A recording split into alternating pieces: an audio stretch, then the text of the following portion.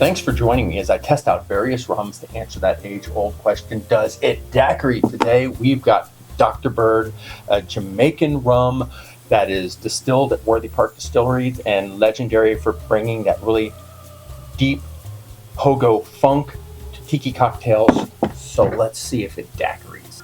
2 ounces rum, half an ounce demerara syrup, 3/4 ounces lime, and enjoy.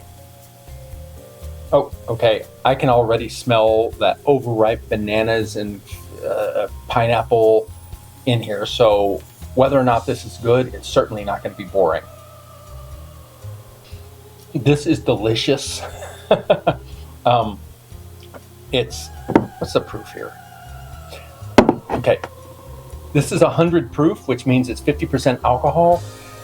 That it comes through, it's a little hot, but it's got just really wallops you with flavor. There's overripe bananas, but Worthy Park really has that really juicy pineapple esters coming off of this. You know, it gets the party started. So you know, I gotta say, if anyone asks you if Dr. Bird daiquiris, you gotta say yes.